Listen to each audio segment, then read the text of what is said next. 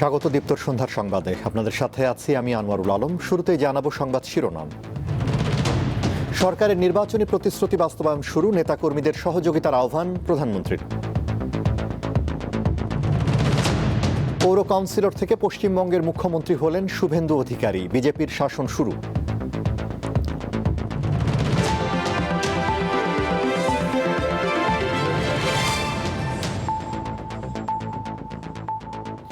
এবারে বিস্তারিত। নির্বাচনী প্রতিশ্রুতি বাস্তবায়নে বিএনপি সরকার নতুন যুদ্ধ শুরু করেছে বলে জানিয়েছেন প্রধানমন্ত্রী তারেক রহমান। ইশতেহার বাস্তবায়নে সরকারকে সফল করতে বিএনপি নেতাকর্মীদের সহযোগিতার আহ্বান জানান তিনি। শনিবার বিএনপি ও এর ৩ সহযোগী সংগঠনের জেলা নেতৃবৃন্দের সঙ্গে মত বিনিময় সভায় এ আহ্বান জানান প্রধানমন্ত্রী। 12 ফেব্রুয়ারি ত্রয়োদশ জাতীয় সংসদ নির্বাচনের পর বিএনপির মাঠ পর্যায়ের নেতৃত্বের সঙ্গে দলের চেয়ারম্যান ও প্রধানমন্ত্রী তারেক রহমানের প্রথম মতবিনিময় সভা, যেখানে যোগ দেন বিএনপি সহ 3টি সহযোগী সংগঠনের জেলা পর্যায়ের নেতারা। দেশ তৈরি করতে চাই।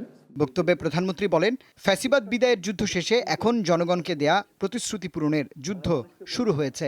আমাদের দলের পক্ষে, আমাদের ম্যানিফেস্টোর পক্ষে আমাদেরকে মানুষ সমর্থন দিয়েছে। আমাদেরকে এখন এই ম্যানিফেস্টোতে আমরা যা যা বলেছি, আমাদের সর্বোচ্চ দিয়ে সরকারকে চেষ্টা করতে হবে এই ম্যানিফেস্টোর বাস্তবায়ন করার জন্য। বিএনপির সকল পর্যায়ের নেতাকর্মীদের সহযোগিতা ছাড়া জনগণকে দেয়া প্রতিশ্রুতি পূরণ করা সম্ভব নয় বলেও জানিয়েছেন সরকার প্রধান। বিএনপি যদি সহযোগিতা না করে অনেক ক্ষেত্রেই সরকার সফল হতে পারবে না, এবং বিএনপির সফলতা তখনই নির্ভর করছে যখন আপনারা এখানে উপস্থিত প্রত্যেকটি মানুষ এবং আপনারা যাদেরকে নেতৃত্ব দিচ্ছেন তাদেরকে সাথে নিয়ে সরকারের পেছনে এসে না দাঁড়ান। এ সময় গুম খুনের রাজনীতি থেকে বের হয়ে নতুন দেশ গড়ার প্রত্যাশা ব্যক্ত করেছেন প্রধানমন্ত্রী তারেক রহমান। বলেছি আমাদের সর্বোচ্চ দিয়ে সরকার। রুবায়েত হাসান, দীপ্ত সংবাদ, ঢাকা। ভারতে সব ধর্ম ও সম্প্রদায়ের মানুষের নিরাপত্তা নিশ্চিতে নয়াদিল্লি সরকারের প্রতি আহ্বান জানিয়েছেন জাতীয় সংসদের বিরোধী দলীয় নেতা ও জামায়াত আমির ডাক্তার শফিকুর রহমান। আর আইনশৃঙ্খলা পরিস্থিতির অবনতির কারণে গাজীপুর সহ নানা জায়গায় হত্যাকাণ্ড হচ্ছে বলেও দাবি করেন জামায়াতের এই শীর্ষ নেতা।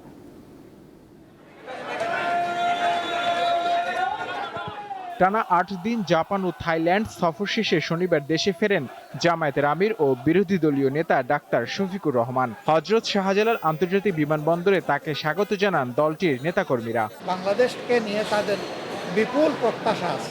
জামায়াত আমির গণমাধ্যমকে জানান, সফরে জাপান সরকারের সাথে স্কিল ডেভেলপমেন্ট, নগর অবকাঠামো উন্নয়ন এবং ভূমিকম্প মোকাবিলা সহ নানা বিষয়ে আলোচনা হয়েছে।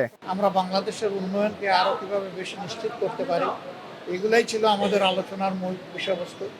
আমরা তাদেরকে বলেছি যে শুধুমাত্র আরবান ডেভেলপমেন্ট নয়, শহরে অবকাঠামো নয়, বরঞ্চ গ্রামীণ অবকাঠামো উন্নয়নেও তারা যেন ভূমিকা রাখতে পারে। তিনি বলেন, সীমান্ত হত্যা, পুশিন ও সংখ্যালঘু নির্যাতনের মতো বিষয়ে ভারতের অবস্থান পর্যবেক্ষণ করছে জামায়াত। তাদের দেশের তো সংবিধান হলো ধর্মনিরপেক্ষ সংবিধান। আমরা ইন্ডিয়া সরকারের প্রতি অনুরোধ জানাবো, বিশেষ কোনো ধর্ম, বর্ণ কিংবা গোত্রকে যেন টার্গেট করে কারো কোনো প্রতিসাধন করা না। গাজীপুরে 5 জন হত্যার প্রসঙ্গ তুলে ধরে জামায়াতের আমির বলেন, আইন শৃঙ্খলা পরিস্থিতির উন্নতির দিকে নজর না দিয়ে বিএনপি সরকার অতিরিক্ত রাজনৈতিক কর্মকাণ্ডে ব্যস্ত হয়ে পড়েছে। সরকার এখন বেশি বেশি পলিটিসাইজ হয়ে গেছে। এখন পলিটিক্যাল জায়গাগুলো দখল করার কাজে ব্যস্ত থাকলে তো এই সময় হবে না। তা আমরা সরকারের প্রতি আহ্বান জানাবো, এখানে হলো 5 জন, চিটাং গেলেও 3 জন, সব গোলাকাটা। এগুলা কি? এরা কারা? কারা এগুলা করে পালিয়ে যায়? কোথায় যায়? কার লোক? কে শেল্টার দেয়? এগুলো অবশ্যই খুঁজে বের করতে হবে। তিনি জানান, দেশের মানুষের নিরাপত্তা নিশ্চিত করা সরকারের প্রধান দায়িত্ব। এই সময় দেশের মানুষের নিরাপত্তাকে আগে নিশ্চিত করতে হবে। নূর আলম, দীপ্ত সংবাদ, ঢাকা। দেশে 24 ঘন্টায় হাম ও হামের উপসর্গ নিয়ে আরও 9 শিশুর মৃত্যু হয়েছে। এ নিয়ে হাম ও উপসর্গে মোট মৃত্যু দাঁড়ালো 350। শনিবার স্বাস্থ্য অধিদপ্তরের প্রতিবেদনে এই তথ্য জানানো হয়েছে। প্রতিবেদনে বলা হয়, 24 ঘন্টায় মারা যাওয়া 9 শিশুর মধ্যে 3 জন হামে এবং 6 শিশুর হাম উপসর্গ নিয়ে মৃত্যু হয়েছে। এ নিয়ে মোট মৃত্যু দাঁড়ালো 352। একই সময় সারা দেশে আরও 946 শিশুর শরীরে হামের উপসর্গ দেখা দিয়েছে এবং 489 শিশুর হাম শনাক্ত হয়েছে। অর্থাৎ গত 24 ঘন্টায় হাম ও হামের উপসর্গে আক্রান্ত হয়েছে 1435 শিশু। স্বাস্থ্য অধিদপ্তরের তথ্য বলছে, গত 15 মার্চ থেকে হামের উপসর্গ দেখা দিয়েছে 47,656 শিশুর। হাসপাতালে ভর্তি হয়ে চিকিৎসা নিয়েছে 33,631টি শিশু। এর মধ্যে সুস্থ হয়ে হাসপাতাল ছেড়েছে 29,746 শিশু। এছাড়া দেশে 6,979 শিশুর শরীরে হাম শনাক্ত হওয়ার তথ্য জানিয়েছে স্বাস্থ্য অধিদপ্তর। হামের টিকা দেওয়ার পরও শহর ও গ্রামে বেশ কিছু শিশু বাদ পড়ে যাবে। তাদেরকে নিয়মিত টিকাদান কর্মসূচির মধ্যে আনা প্রয়োজন। এছাড়া যারা সুস্থ হচ্ছে তাদের পরবর্তীতে কোনো ধরনের জটিলতা হচ্ছে কিনা সেসব নজরদারিতে রাখা জরুরি। শনিবার রাজধানীতে আয়োজিত গোলটেবিল বৈঠকে এসব কথা জানান আলোচকরা। স্বাস্থ্য অধিদপ্তরের দেয়া তথ্য অনুযায়ী হাম ও হাম সন্দেহে প্রায় ৩০০ শিশু মারা গেছে, যাদের বয়স 1 বছরের নিচে। শনিবার শুধু বাংলাদেশ শিশু হাসপাতাল ও ইনস্টিটিউটে ভর্তি হয় ৯০ জন শিশু। এত সংক্রমণের কারণ টিকা দেওয়ার ঘাটতি, ঘনবসতি, কয়েকটি ধর্মীয় ও সামাজিক অনুষ্ঠানে অধিক লোকের সমাবেশ এবং হাসপাতালে ভর্তির পর শয্যার সংকট।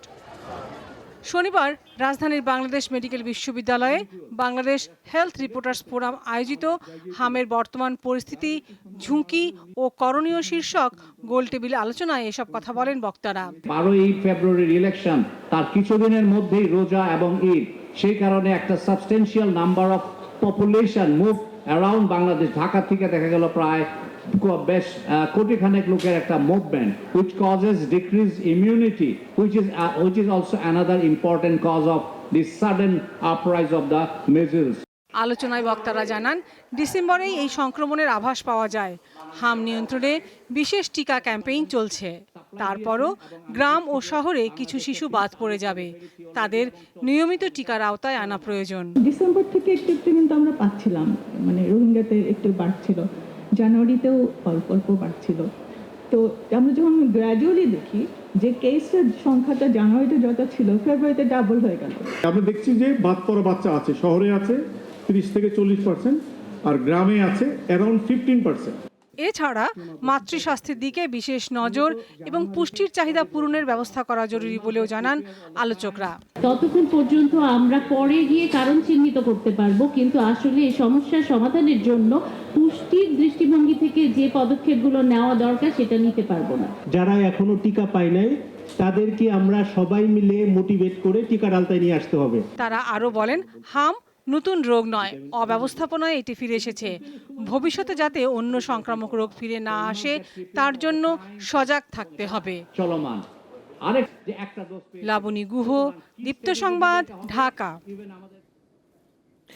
গাজীপুরের কাপাসিয়ায় এক নারী ও তার 3 শিশু কন্যা ও ভাইকে হত্যার ঘটনায় 2 জনকে আটক করেছে পুলিশ। শনিবার সকালে কাপাসিয়ার রাউতকোনা গ্রামের একটি ভাড়া বাসা থেকে নিহত 5 জনের রক্তাক্ত মরদেহ উদ্ধার করা হয়।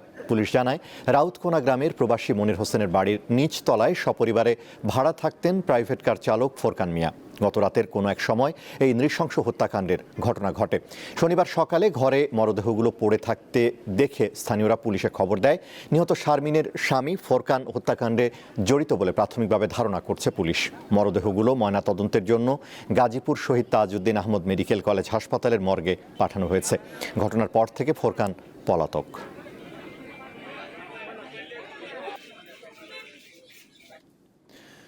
যুক্তরাষ্ট্রে পিএইচডি করতে গিয়ে হত্যার শিকার মাদারীপুরের শিক্ষার্থী নাহিদা সুলতানা বৃষ্টির দাফন সম্পন্ন হয়েছে। দুপুর 1:30টার দিকে লাশবাহী অ্যাম্বুলেন্স মাদারীপুরের খোয়াজপুর ইউনিয়নের চর গোবিন্দপুর গ্রামে পৌঁছায়। এ সময় স্বজন ও এলাকাবাসীর কান্নায় ভারী হয়ে ওঠে পুরো এলাকা। তাকে এক নজর দেখতে মানুষের ঢল নামে। বাদ আসর জানাজা শেষে পারিবারিক কবরস্থানে দাদা দাদির কবরের পাশে তাকে দাফন করা হয়। ফ্লোরিডায় মার্কিন এক নাগরিক বৃষ্টি ও তার ক্লাসমেট লিমনকে হত্যা করে। পরবর্তীতে দেশটির পুলিশ প্রথমে লিমন ও পরে বৃষ্টির মরদেহ উদ্ধার করে।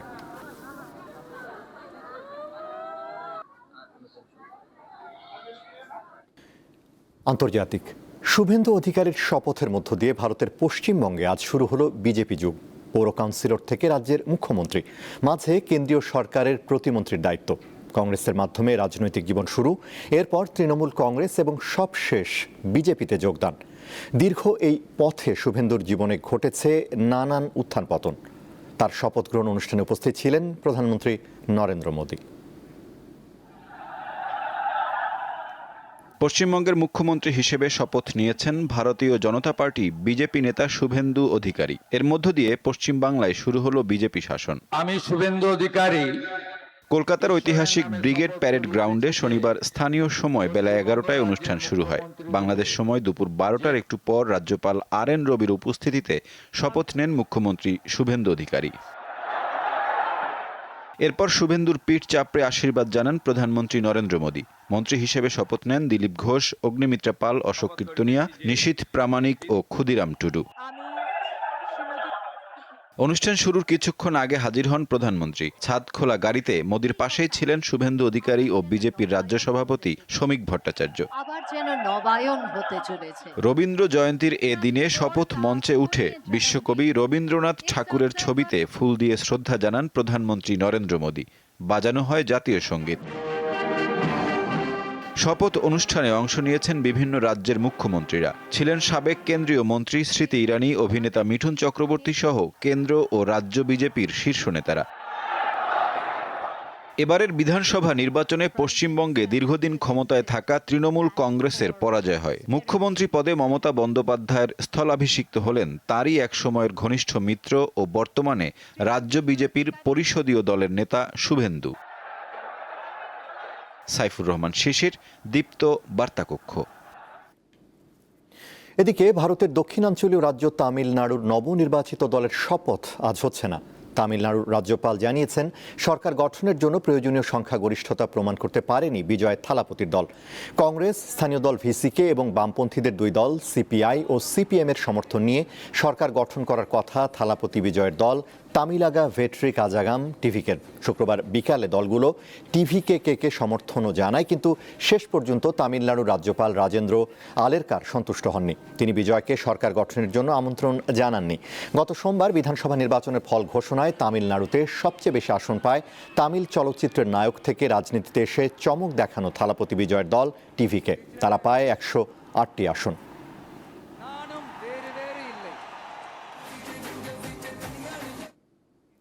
ওড়িশা উপকূলের কাছে বঙ্গোপসাগরে ভারত প্রথমবার পারমাণবিক অস্ত্র বহনে সক্ষম আন্তঃমহাদেশীয় ব্যালিস্টিক ক্ষেপণাস্ত্রের সফল পরীক্ষা চালিয়েছে। নিরাপত্তা সূত্রের বরাত দিয়ে টাইমস অফ ইন্ডিয়া জানিয়েছে, শুক্রবার সন্ধ্যায় এই পরীক্ষা চালানো হয়। যদিও এ বিষয়ে আনুষ্ঠানিক কোনো মন্তব্য করেনি ভারতের প্রতিরক্ষা গবেষণা সংস্থা DRDO। জানা গেছে, সক্ষমতা অর্জন করতে পারলে যুক্তরাষ্ট্রসহ বিশ্বের যে কোনো দেশে হামলা করতে পারবে ভারত। আন্তঃমহাদেশীয় ব্যালিস্টিক ক্ষেপণাস্ত্রের পাল্লা 5,500 কিলোমিটারেরও বেশি। এর আগে যুক্তরাষ্ট্র, রাশিয়া, চীন ও উত্তর কোরিয়ার ভূমি থেকে নিক্ষেপণযোগ্য ICBM এর পরীক্ষা চালানো হয়। এসব দেশের ব্যালিস্টিক ক্ষেপণাস্ত্রের পাল্লা ছিল 12,000 কিলোমিটারেরও বেশি।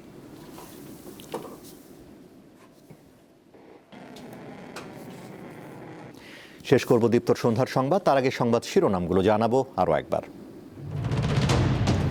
সরকারের নির্বাচনী প্রতিশ্রুতি বাস্তবায়ন শুরু, নেতাকর্মীদের সহযোগিতার আহ্বান প্রধানমন্ত্রীর।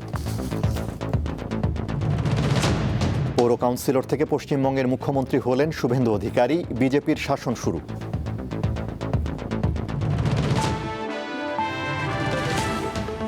এই ছিল এখনকার মতো। এছাড়া আরও তথ্য বিনোদনের খবর পেতে যুক্ত থাকুন দীপ্তর ডিজিটাল প্ল্যাটফর্মগুলোতে। ধন্যবাদ।